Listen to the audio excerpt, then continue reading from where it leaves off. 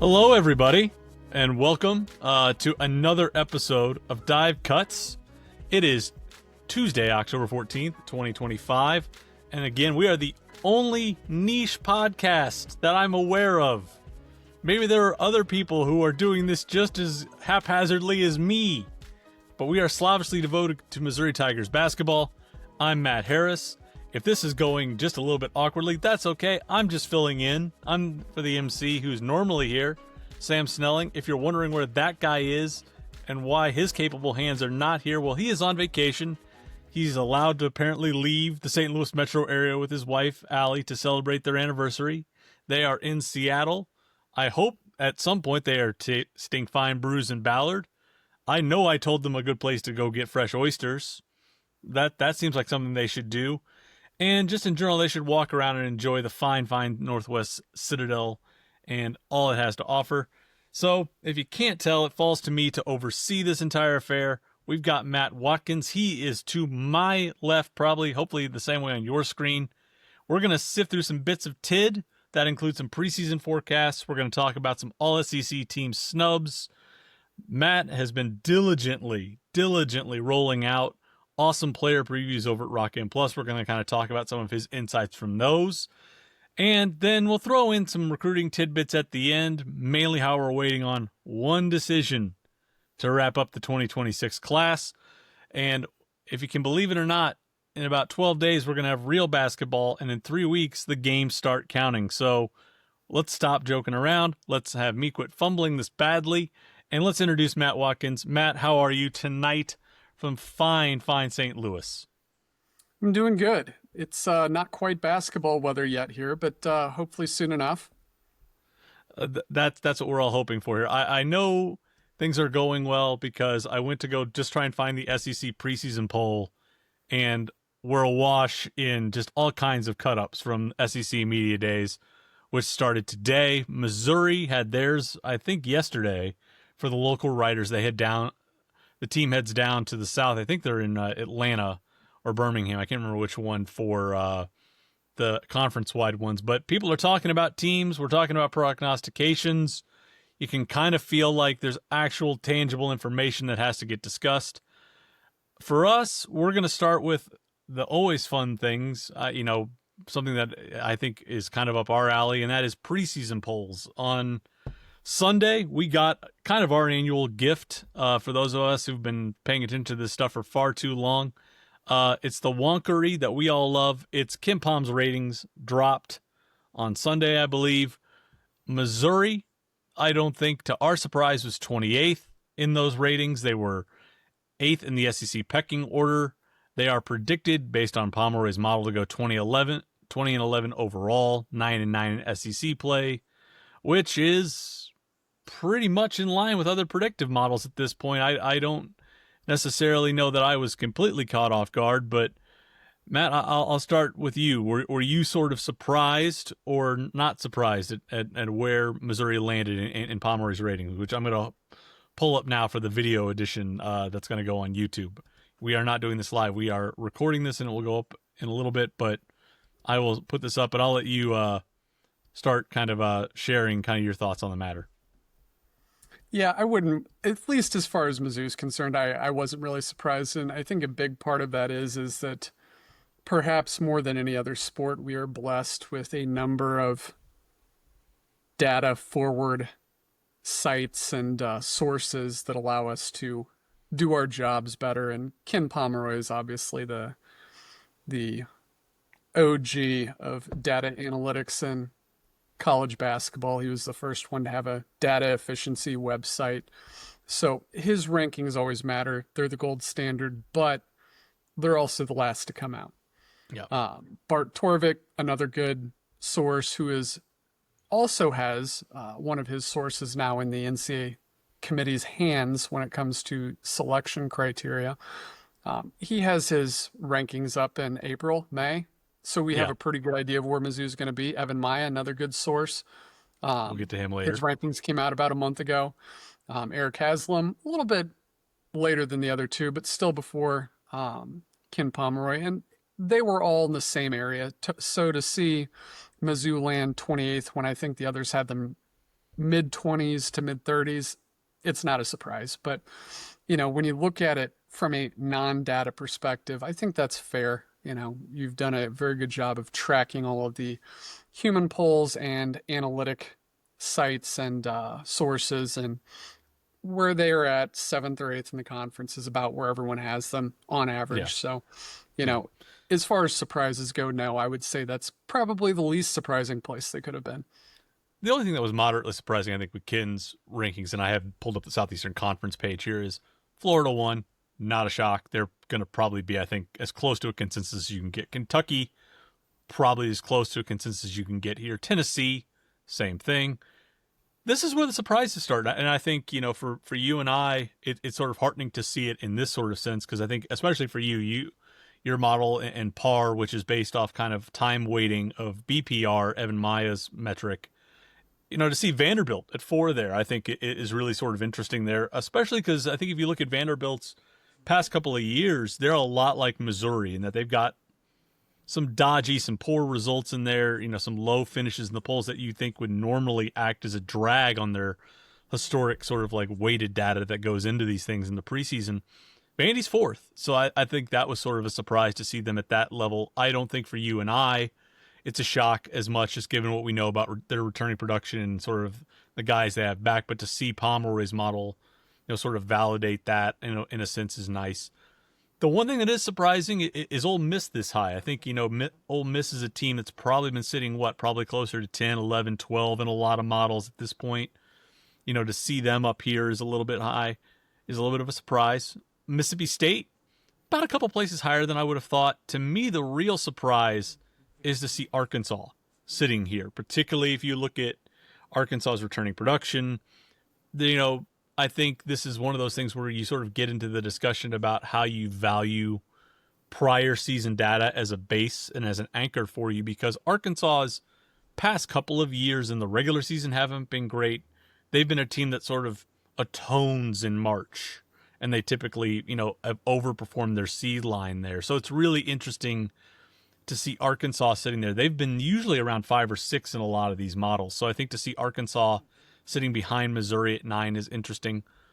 I'm not as surprised to see Auburn where they are. I think, once you account for Auburn and the amount of production they've lost, I think that's probably where I would have had them, and at least what I've gone through and done game by game. So I think Pomeroy was different in that there were 3 or 4 teams that were a little higher than normal, and probably 2 or 3 that we see sitting a little bit lower. So I didn't know if any of that, if those sort of outcomes sort of struck you, and sort of if you had any thoughts about sort of why those teams sort of landed where they did. Yeah, not really. I mean, I guess I'm a little surprised to see Vanderbilt that high, just because prior seasons are weighted in, and Vanderbilt has had some poor results. But I mean, when you look at them, I believe Vanderbilt's 19th and Auburn is 31st. They're close. It's Mizzou is 1 spot ahead of Arkansas. They're all in a similar bag together. The toss them in the hat, pick one out. They're close. Yeah, and I think that's accurate. Yeah, I guess the question I have is, you and I have talked a lot about this, and sort of, if you were to strip out Missouri's 0-18 season, the question for us is about what kind of drag that's created. You sort of look at this more. I'm more of a retrospective guy. I tend to look backwards and sort of look at trends. You're actually capable of building forward-looking models and weighting appropriately. So as you've kind of gone through, and even like as you've done PAR, or you've looked at BPR, or even as you just sort of look at how to weight this stuff, to what extent do you think that 0-18 is still acting as an anchor? Is it a severe anchor? Is it a moderate one? I'm just sort of curious here, because I think you and I would look at this and say, if you took that out of there, how many spots higher would Missouri be sitting in some of these models, given what we know about returning production and sort of where they are? So I was just sort of curious, what sort of drag do you think that's creating at this point? Yeah, I mean, obviously can't tell because I'm not privy to their exact formulas and inputs and everything, but just based on what I do, again, looking forward, I would say 4 to 5 spots. I don't do my rankings for the entire NCAA, but just looking at it from the SEC perspective, I see Mizzou more as 4th or 5th based on my data.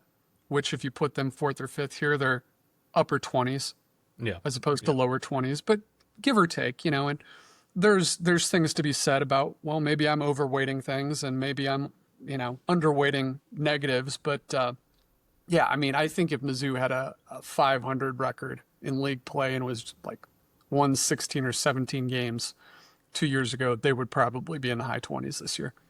Yeah. And why that matters is, and I'm working on this right now, is if you were to look at teams that typically have made the Sweet 16 in the last 10 years or so, 80% of them are inside the top 25 in KenPom in the preseason, top 25 or top 30. So we talk about hope. We talk about, every team's aspirations. If you look at the data and you look at, where teams start, where they finish, and what seed they get, and if you just isolate the Sweet 16 teams, it's about 144 teams over the last decade or so. The top 25, top 30 is the cutoff. So if you look at where Missouri is, again, they're 28th.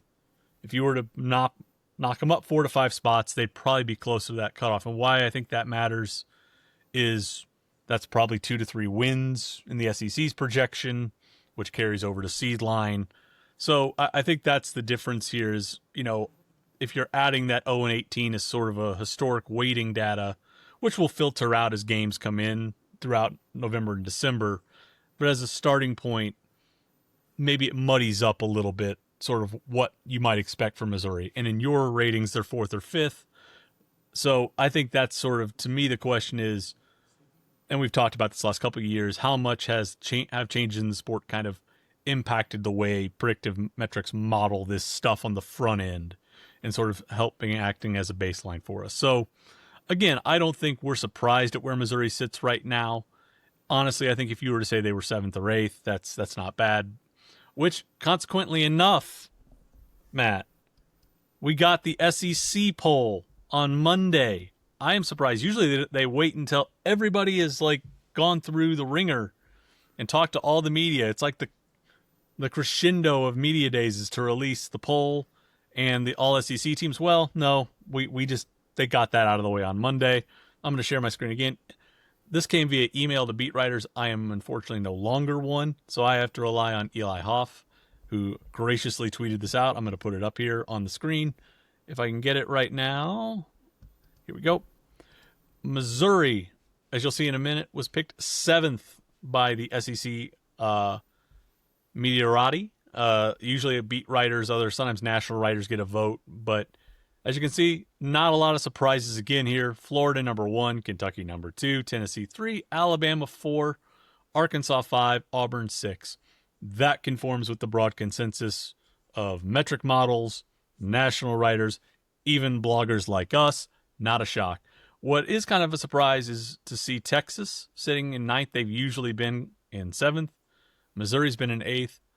Ole Miss is about, again, 4 to 5 spots higher. Respect for Chris Beard, I would suppose. Mississippi State about where you expect. Vanderbilt sitting a couple of spots lower. But to me, this was not a surprise. The top 6 has been pretty, locked in all offseason. The question was whether Missouri was going to be the best of the rest. They are. So I was just going to sort of say, were you surprised at all to see Missouri wind up 7th, or is this just more confirmation of what we've suspected since April, that people didn't really change their opinions over the offseason? Yeah, I guess I would probably be a little bit more surprised that they were slotted 7th by the humans, simply because I think the data probably supports them being higher than a lot of perception does. What with an 0-19 season under your belt, recency bias with a loss to Drake, a poor end of the season, losing to Princeton year 1 in the tournament. There's a lot of negativity to latch on to, even though it's somewhat undeserved, I think, because Mizzou had good season their first year. They had a good season bordering on great for a large portion of it last year. But there are warts, and without tournament success, without a massive portal haul, without a coaching change, none of that, I thought they would probably be slotted a little bit lower by the humans, but they weren't. So, props to them. I think that 7th is a very fair approximation. I think it's lower than where I'd have them. but I'm driven by my projections as opposed to a sundry of other things, and it's a lot of different opinions go into these polls versus a simple data set. So, Yeah. them finishing it or finishing them being projected to finish seventh, I think is a little bit of a surprise. I always sort of tend to view these spots too as a little bit of a hedging of bets, in the 5, 6, 7, and 8 slots, where you could look at Arkansas and say, oh, they bring back, Wagner, they bring back Knox, they bring back some supporting cast, but are the bigs going to be good? What are the freshmen going to do for scoring wise? So we like them. They bring back some production, which is rare for Cal, but we're going to put them fifth until they answer questions. Auburn, they've pretty much turned over almost all their starting five. They have a new coach, but they've got some interesting pieces from the portal. I think a lot of these votes were probably taken before Bruce Pearl retired, so there's probably some assumption of, well, there's a lot of turnover, but they've got, a Bucket Gear and Kashawn Hall. They got, potential NBA draft pick, and they got some interesting transfers, and we trust Bruce to figure it out, so we'll put him sixth. And if they're a little bit low, we'll just say, well, Bruce didn't quite get the mix right this year. With Missouri, like you said, there's some hedging of bets there. Well, Missouri, as we'll talk about a little bit later, lost quite a bit of shooting. Weren't great defensively down the stretch. Lost to Drake. Are they, can they put together a full season? So we'll slot them seventh. They bring back some interesting pieces. They bring back some good players. We'll put them seventh. So that way, if they overachieve by 2 or 3 slots, we weren't off on them. If they finished 10th, hey, at least we didn't oversell them. So I think that's sort of that weird boundary where everyone's just sort of putting caveats on everybody. And I think the thing that we'll get to now that has us probably more up in arms than anything else is, if you look to the right here, if you are watching this on YouTube, if you are listening to us on the left side here of the sheet, is the All-SEC teams. Mark Mitchell is there as an All-SEC team second team member. Who is not here, though, Mr. Watkins, that has us so up in arms? Well, I think the pest extraordinaire, Anthony Robinson, is a notable omission from the list. And, when I look at this list and somewhat even the predicted order of finish, I see beat writers who are probably following football and maybe haven't given a whole lot of thought to and haven't given a whole lot of thought to basketball and haven't really done a lot of research on this. And I don't fault them for that. Anthony Robinson was not a perfect player last year, but my numbers, my work on this, it's hard to see him worse than the 10th best player in the league. And there's 15 listed here. So it's questionable to me to not have him on there, especially when you have guys like Tahad Pettiford, very good player, LeBaron Fillon, very good player. They are similar types of players to Anthony Robinson, very similar players. They're a year younger. They're going to be sophomores this year. Robinson's going to be a junior. But when you look at their numbers, they're very similar. Those guys shot it a little bit more, had a few more possessions than Anthony Robinson did. But there were a lot of mouths to feed offensively on Mizzou's team last year. Perhaps, arguably, too many at times. Yeah. Too many shots that needed to be spread around. So he wasn't always the go-to guy, so to speak. But he was very good when he did shoot the ball. And if he had played 5 more minutes a game and had a little bit higher usage rate, he would have been averaging 12, 13 points a game. And if he was coming back with those numbers, I think he would have been on the list, but it doesn't matter because those things didn't happen. He wasn't asked to do those things, but when he did play, he was very good. So it's like when you're looking at guys who are going to be good next year, I like to look at the guys who were good last year. Anthony Robinson was one of those guys. He was a very good player. Frankly, I think he might have even been snubbed from some postseason honors, even if it was honorable mention a year ago, because I believe the writers did tab him as an all-SEC defensive player. So they obviously think of him as a very good defensive player, which he is, but his offense is quite good too. And it doesn't take a whole lot of looking to see, oh, he's actually pretty good. I mean, he shot 40% from three-point range, had a good assist to turnover ratio. But no. The first team, I am not surprised to see Alex Condon there. Arguably the best player on the national champs is back. Mm-hmm. That's usually a spot. And Alex Condon is very good. Alex Condon's very good. I should say that that's not just a a lazy pick there. Josh Hubbard, hyper productive, efficient given his volume, deserved to be there. Otega Owea, I think it is a deserving wing inclusion. If you were just looking at the best returning wing, that's a justifiable selection there. Tahad Pettiford, I think was good once he settled into his role there, but I think, again, he was sort of in a similar position to Ant where he was probably a tertiary option. But his inclusion, LeBaron Philon's inclusion, strike me as these guys were borderline NBA draft picks who opted to come back. So if you're a beat writer, you're going to say, well, if NBA scouts were close to taking him in the first round, we'll slot him. That's not a knock on them. But I think if you dig into numbers, there are other compelling cases you could make, like we'll see for Ant here in a minute. Second team, not surprised to see Nate Ament there. He is the number 4 prospect in the country in the 2025 recruiting class. Usually the second team is where we see the best freshmen get slotted. Boogie Fland, this is where I think things start to get interesting. We'll talk about Boogie in a minute. Productive, I think there's some questions about how that productivity comes about. Jacoby Gillespie, I don't mind going here. Jacoby Gillespie was probably arguably second, third best point guard in the Big Ten last year, transferring in. You look at his metrics, that's probably a deserved slot for him. Thomas Houck, maybe at Florida. He played well down the stretch last year. I think that's a case where recency bias probably pushes him up a little bit. Mark Mitchell, second. I think that you and I would agree a second team slot is good for Mark. He's one of the top 10 players. Closer to that slotting. I think Mark Mitchell on the second team is fine there. Third team always feels weird because I know when I used to do this way back a decade ago, third team to me was an opportunity to put guys in who maybe were overlooked on some teams that are picked lower in the pecking order. And this is where I think everybody's criteria gets a little bit different. Malik Dia, I think, is a really solid player at Ole Miss. He's Ole Miss's best returner. I think if you look at his play type data, there's a compelling case for him being one of the top 15 or 20 returners in the league. Ole Miss is going to need that production. I think you can make a case for him at third team. Aiden Holloway, we'll see in a minute why I think that gets dicey. Carter Knox, again, kind of a recency bias thing, but I think once Carter got full run on the wing, once Boogie Fland was ironically out of the lineup and Arkansas could reconfigure its lineup, Carter played really, really well down the stretch. There's some good stuff in his play type data from those games. I don't mind slotting Carter here. I think he's a really good returner.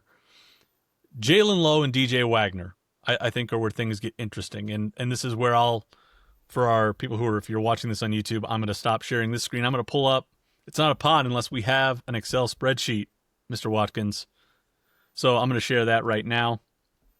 This is essentially a really quick and dirty stat breakdown of the ball handlers that are going to be on, that we're going to talk about here. And basically the guys who are in the second and third team. Jalen Lowe is on the third team. He's transferring in from Pitt.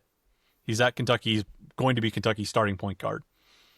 He averaged 16.8 points, 4.2 rebounds, 5.5 assists, shot the ball at only a 38% clip last year, including just 27% from three. High volume guy at Pitt.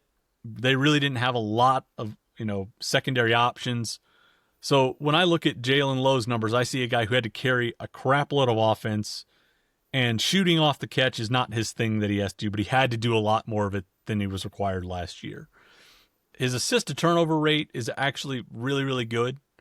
I think his assist rate is 31. His turnover rate is 16.9, so basically 2-1.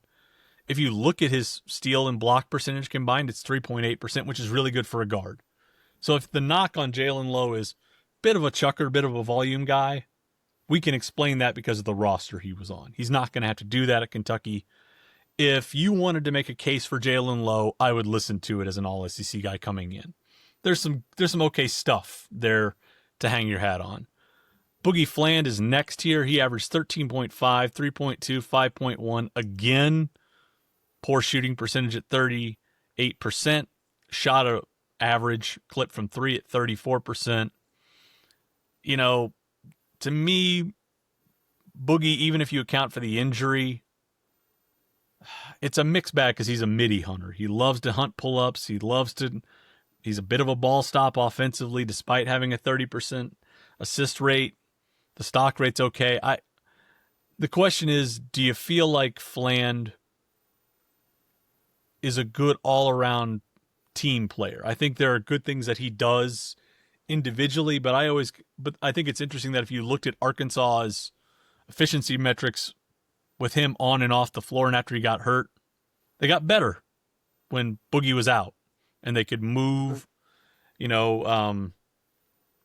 Nelly Davis into combo guard. They could play Carter Knox on the wing, and they let DJ run the point. To me, I think if you looked at the on-off splits after he got hurt, set aside the production, did he affect winning basketball? I've got questions about Boogie Fland as an All-SEC guard, but am I being too harsh in my thinking there? No, I don't think so. We can even set aside the numbers, and what you said there about his on-off is very important. I mean, I remember them coming to Columbia, and that was either the game or a game prior to him getting hurt, and they hadn't won a league game at that point or had one win, something like that. They were not playing well. He gets hurt, they start playing well. It's like, what else do you need to see? I'm a big numbers guy, and the numbers bear it out. They played better without him, but it's just like, I see a better basketball team with him on the bench. And let's go ahead and put him on the all-conference list. It's just, okay. Maybe it'll turn out better this year at Florida. I wouldn't be surprised if it did. He's going to be a sophomore, but it's like, I think Arkansas was better with him on the bench. So, what does that really say about a guy getting slotted on a preseason all-conference team when you think that about someone? Yeah. Aiden Holloway, I think he was a good specialist for them. I think he was kind of a secondary handler, but did more floor spacing for Alabama last year. Shot the cover off the ball, 41.2% from three. Good, not really an assist setup guy, but I think, the interesting thing when you look at Holloway's numbers is 52% minutes, 20% usage. Good O rating because he shot the ball well, but a 15% assist rate, 14% turnover rate, 1.7 stock rate. Like, it's almost a profile of a floor spacer, an undersized floor spacer.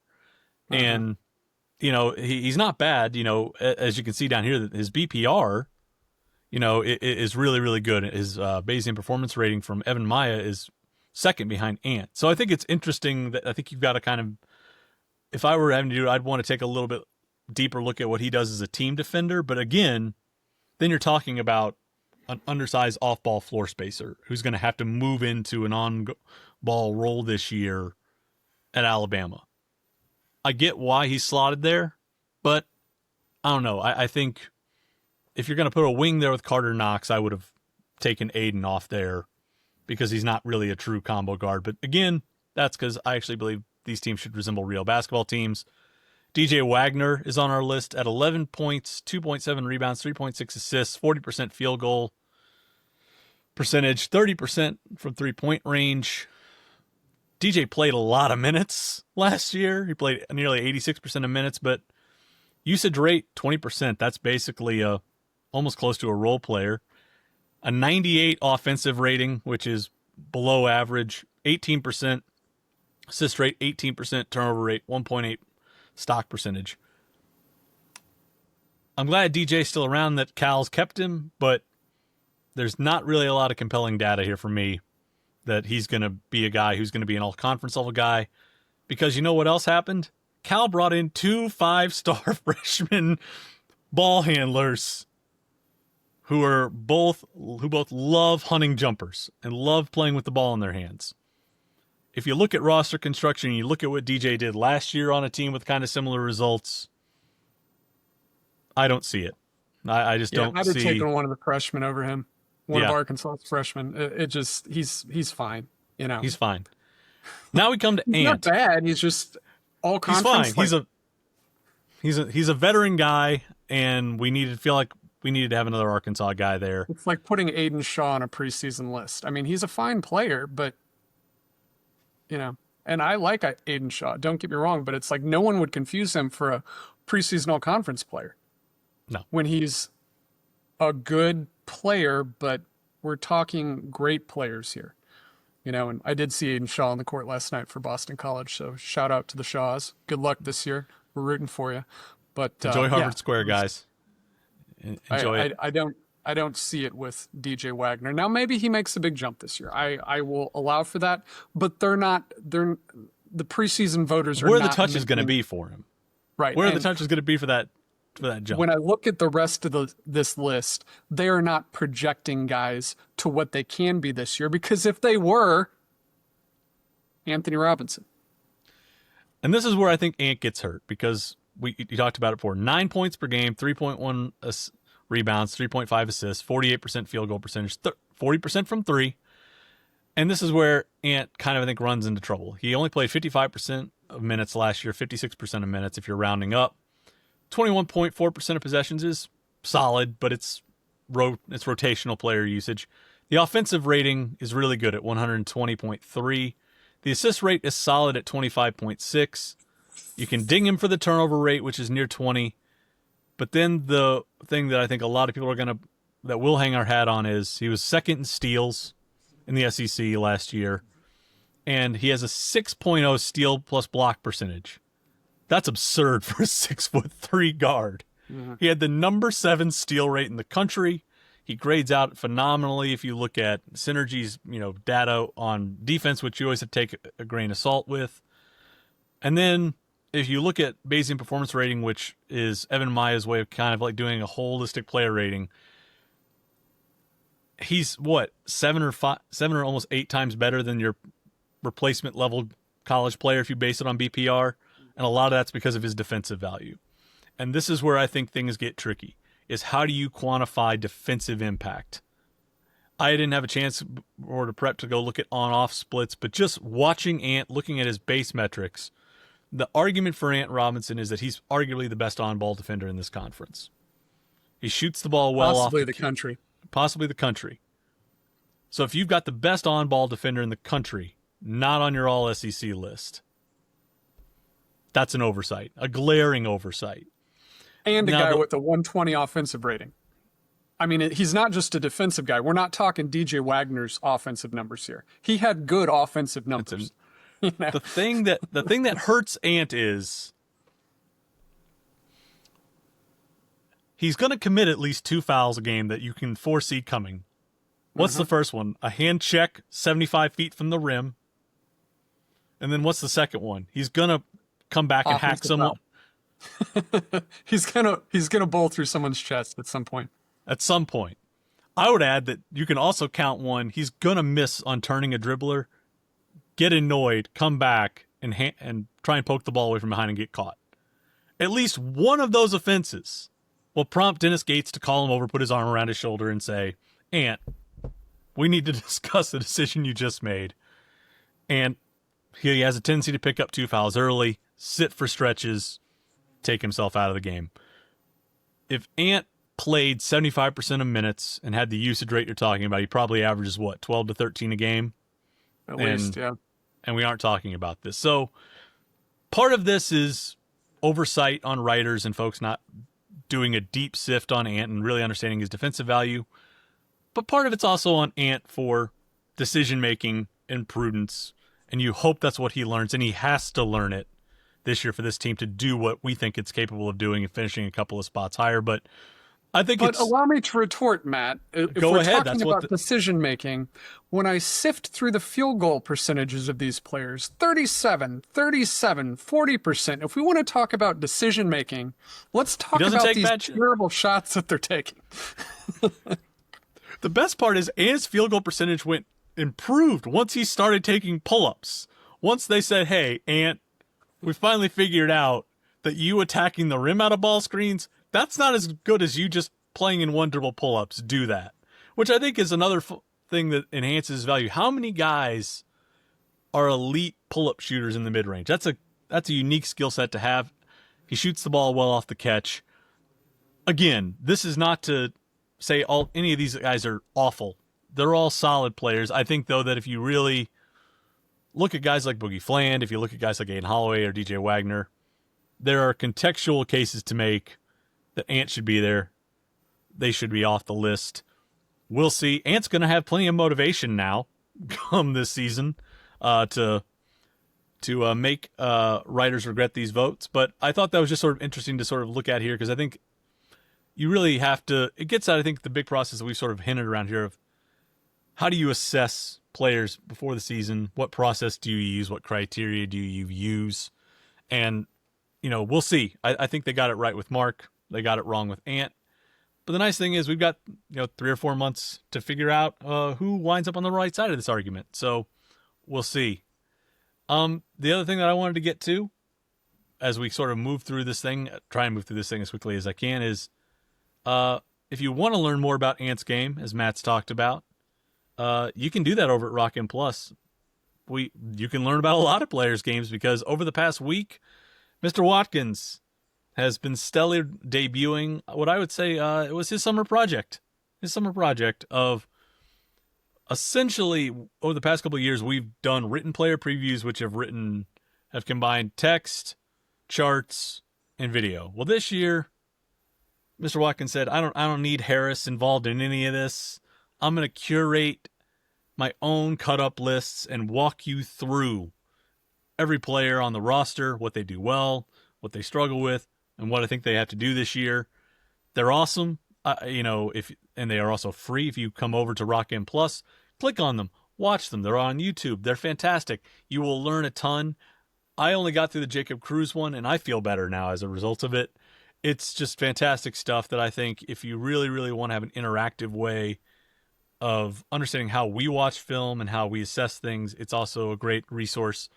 But I think the one thing that I would sort of want to pick your brain about as you sort of get a chance to promote these is we've talked all off season about, we know that Mark and Ant are going to be the figureheads, but it's really what's Mizzou going to do to fill in behind them. And I think we've talked a lot about Sebastian Mack. Obviously, he's the highlight transfer for that. He's going to come in and probably be the secondary ball handler alongside Ant.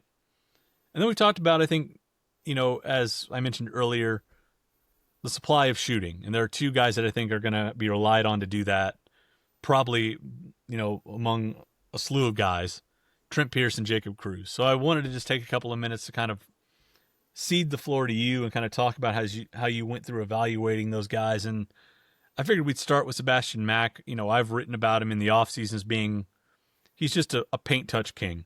That guy wants to get downhill. He wants to attack. He's at times almost plays with blinders on. But the question that I think you and I have asked, and that I even wrote about this summer a little bit, was how much does he have to shoot the ball to, 1, make defenses respect him off the drive, but also 2, just to help with the team's supply of shooting. But I figured I would start out by saying, when you sat down and you came to Seb, fresh, and you were getting ready to do his preview, what were the big guiding questions that you think, you needed to address or thought people needed to know about Seb as he gets ready to go into his first season with Mizzou?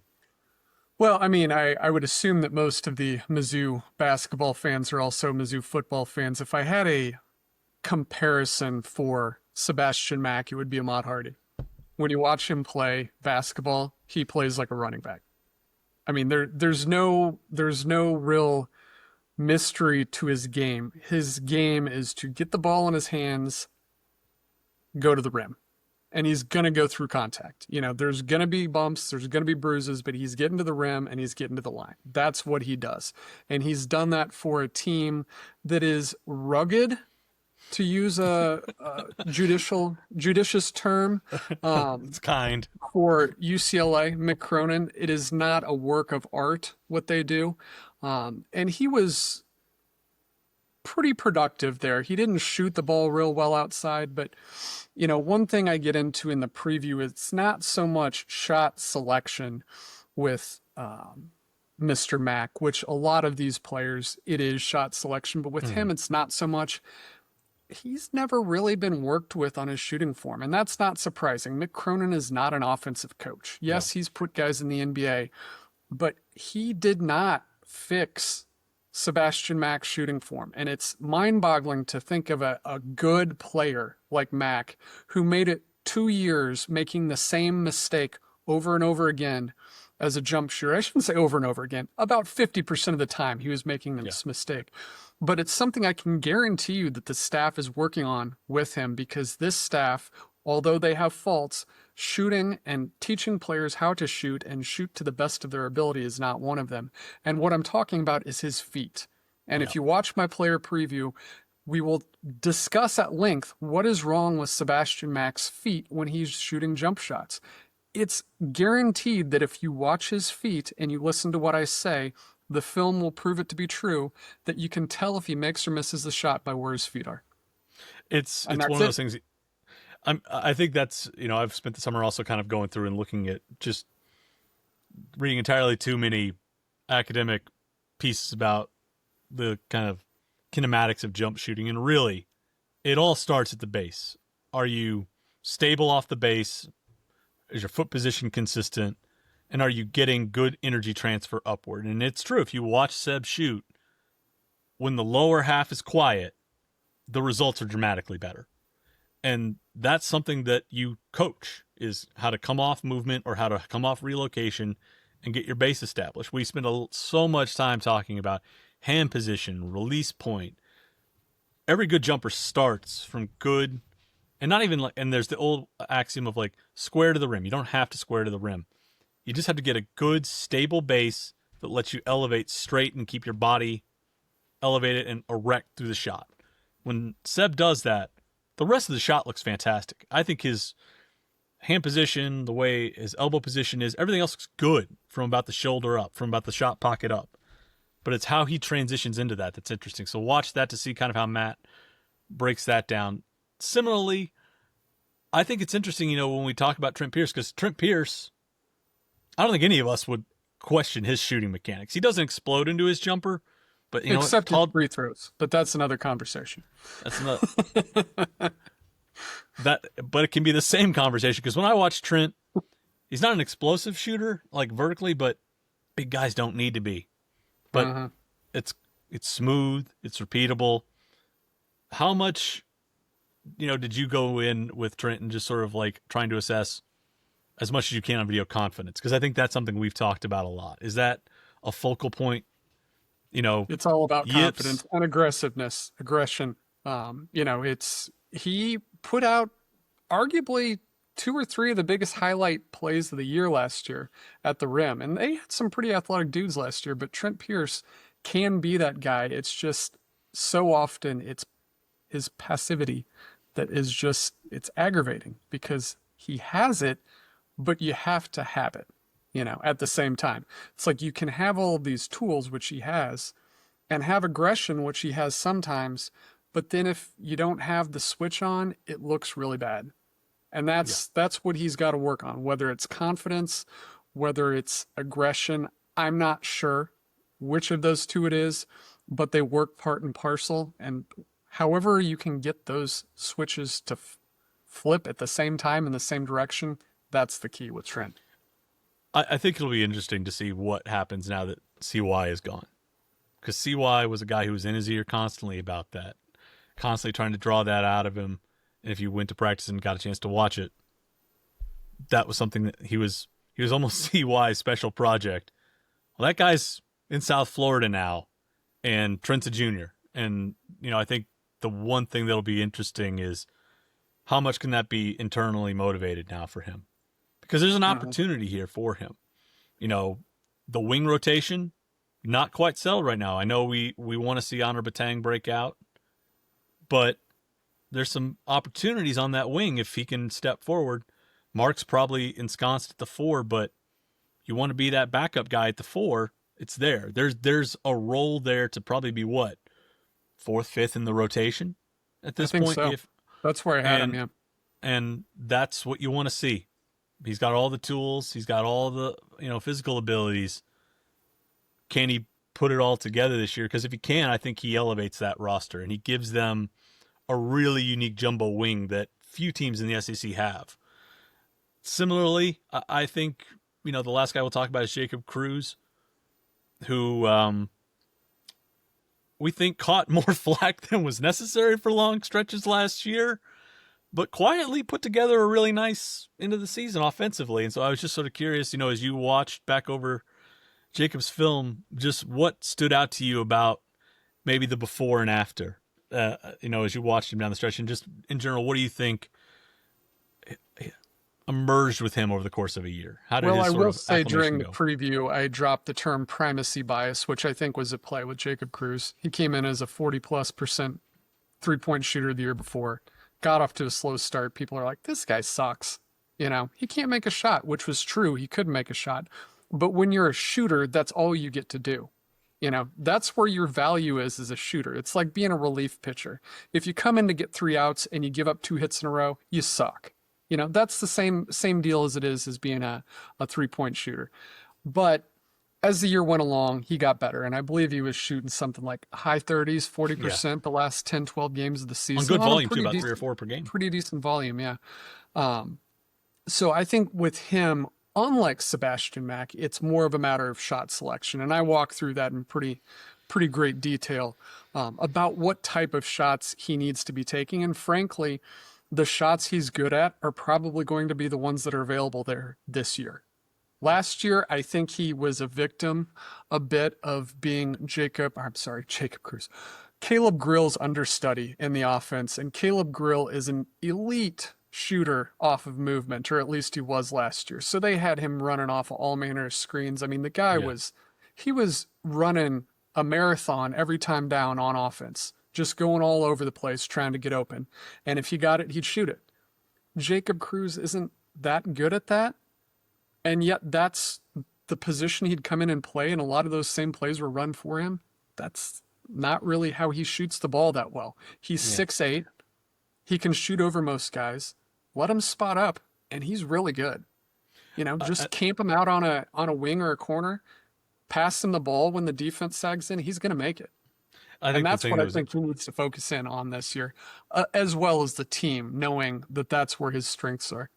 Less zipper action. And I'd like to see him use him more as a screener and pick and pop stuff. When he was at UT Martin, he was really good. I think he's good about those first 2 steps, getting on balance, getting square, and getting a shot off there. But it was weird. But I do agree, seeing him come off floppy, seeing him come off zipper, those are just things where your lower half coordination has to be so good. And I think people undersold, Caleb Grill's high jump experience. He had fantastic ability, to understand spatial awareness when aloft. His balance and his ability, his internal gimbal, I think I called it once, when he got airborne was fantastic. Some guys have that and some guys don't. And, that's, I think if Cruz was coming off flare screens or if he's coming off pick and pops, he's pretty good because you're going to a spot, you're drifting, but you're still kind of square to the target and you can shoot it a little bit. So it'll be interesting to see if the scheme shifts to, like you're saying, to accentuate those. But the reason I was asking about those 3 too is I think what has struck me as I've gone through the summer is every preview I read or any kind of look ahead, it sort of raises this point. Mizzou's losing Tamar Bates and Caleb Grill. That's a lot of shooting they're losing. I don't know how they're going to account for that. I mean, they don't really have a lot of shooting on the roster. What are they going to do? How are they going to make that up? How are they going to backfill it? And I think it even got us a little bit in spring because we were looking at guys in the portal going, well, this guy shoots it pretty well on volume, and this guy is, a guy they could plug in. I think we spent a lot of time looking at Rylan Griffin for just that reason. But then I think it hit me as I was going through and I was doing kind of the, swing skill reviews this summer. It's probably just KISS method. This team's really good at doing what Sebastian Mack wants to do, which is attacking gaps, slashing, applying rim pressure, taking contact, and playing downhill. And if that's what the strength of your roster is, you just need enough functional shooting to keep defenses from shrinking the floor. And if you look, and I think you documented this a couple of times in threads over at Rockin' Plus, which were very handy. If you look at the kinds of shots that are either like spacing off to the weak side, drifting to the slot, the kinds of shots that happen when you need to create that gap space or keep double gaps open, this team's good at shooting those shots. They've got that kind of shooting and at the right kind of volume. So I may have tipped my hand on this, but is there enough shooting on this roster for what the strength of this team is probably going to be? I mean, the answer is no, there's never enough shooting, but practically speaking, I think for college basketball, yes, there probably is. I may eat those words later, but, if there's one thing I've come to trust Dennis Gates with, and there are many, but if there's one thing, it's that if a guy can shoot, he's going to shoot a little bit better than he has for Dennis Gates. That bears out every year. Just every year, guys come in, and maybe not one guy. Okay. I won't say every single guy, but the team cumulatively shoots better than they did on their career prior. And that's just the way it works. And if that happens again, I mean, this team, if you break it down into shooting open shots versus contested shots, this team makes a lot of open shots. And if you have what we think they have with Mark Mitchell, Sebastian Mack, Anthony Robinson, all being able to attack the paint, you're going to have open shots or you're going to have open rim attempts. Okay. And we have a lot of guys, and by we, I say Mizzou, we have a lot of guys on this roster that can make open shots. And I think that's the big thing. You don't need guys to be doing what Caleb Grill was doing last year because that's not the offense they're going to be running. They ran that offense because Caleb Grill was a flamethrower for 12, 15 games. And then he wasn't. And then they struggled. That's not what they're going to do this year. I think the offense is going to look a lot more like it did when Caleb Grill was out. And that involved a win against Kansas. That involved probably should have beating Illinois. I was there in the stands. They lost. And credit to Illinois for making every damn free throw that they've ever taken in their lives that day. Mizzou just didn't make a few plays down the stretch, but they played an offense that basically didn't shoot threes. Yeah. And they played it really well. And they have a lot of those guys. Like they don't have Tony Perkins this year. Well, they replaced him with a guy who's arguably better at getting to the rim. Yeah. Tamar Bates had a huge game against Kansas. It was all right against Illinois.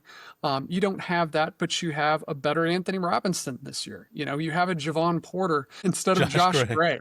You have more offense in your 5 spot than you did a year ago. So,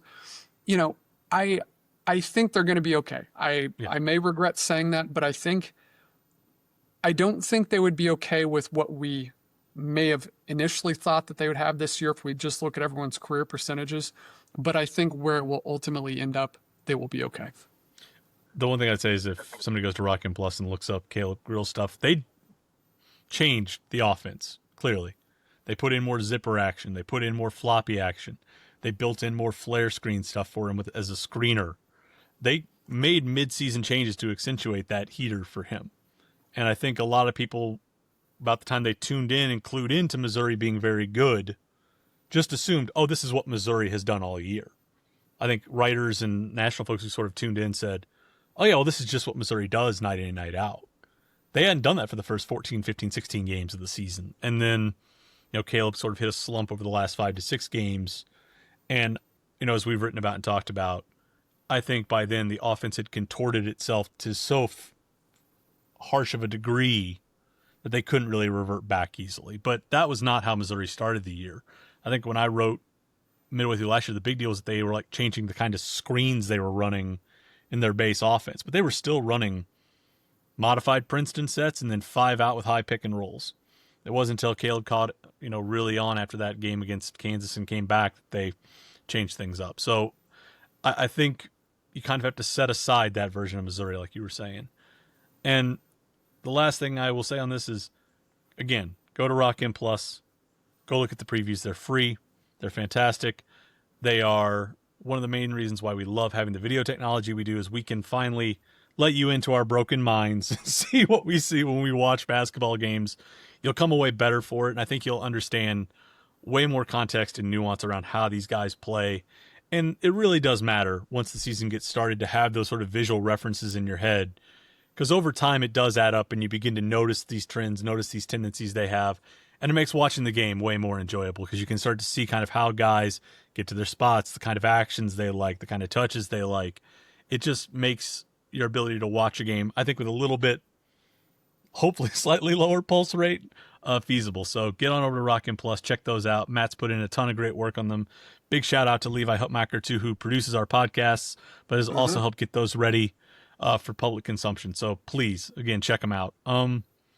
That's all I got right now for current team news. The last thing I'll do before we get out of here is we still have some recruiting, Matt. There's still some 2026 recruiting matters to be taken care of. Namely one, waiting for Tristan Reed to decide on his college destination. Reed took a visit a couple weeks ago to Maryland. He is the number 80 prospect in the country, a 6'9" post player. He dropped his top 5 this week, which coincidentally enough is the same list of schools that he took official visits to, which is Missouri, Maryland, Mississippi State, Ohio State, and Michigan State.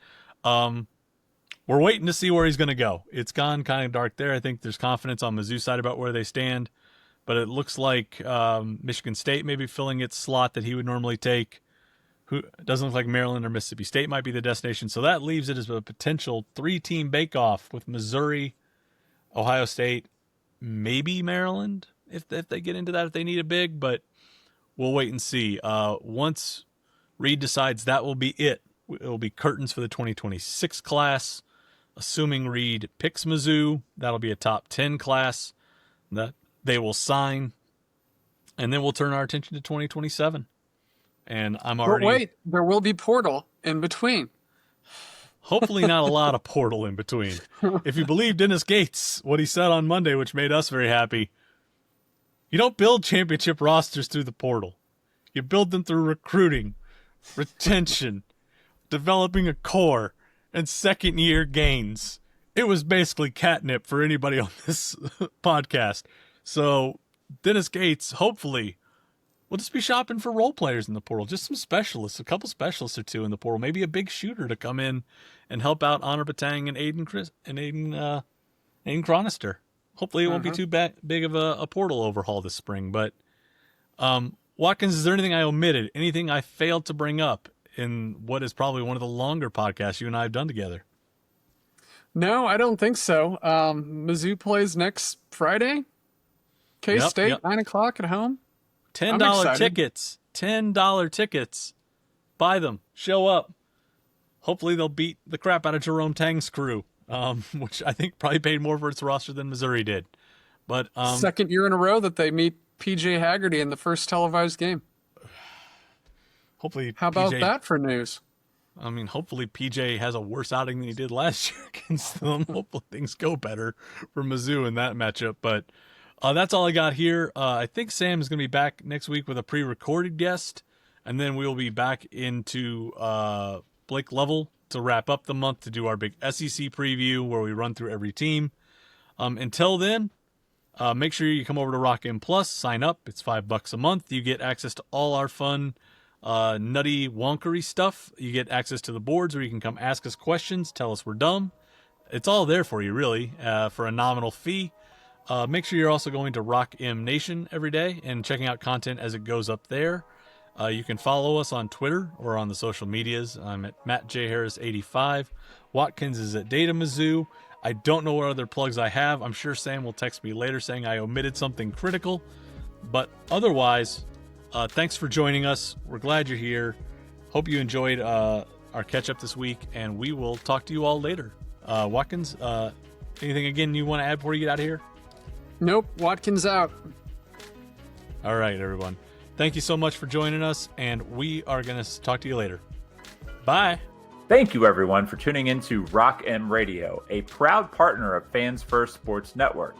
Rock M Radio is the official podcast network of Rock M Plus, a new and exciting subscription service provided by me and the other voices of Rock M Radio. Please take a few moments to head over to rockm.plus and sign up for an account today. The cost is only $5 a month, and benefits include access to our live podcast, a subscriber-only message board, weekly newsletters, and more. If you enjoyed this episode of Rock M Radio and would like to see more just like it beamed directly into your personal device, make sure to click the subscribe button below and tell your friends. Our podcast feed is available through the Apple Podcast app for iPhone, Google Podcast app for Android, whatever app you listen to your podcast. You can also find Rock M Radio on Spotify. If you're looking for a podcast about your favorite team that is not the Missouri Tigers, Fan First Sports Network is your answer. A full podcast network loaded with the team-specific podcasts covering Major League Baseball, the NFL, NHL, NBA, MLS, and more. And we'll be back with more episodes of Rock M Radio coming to you soon.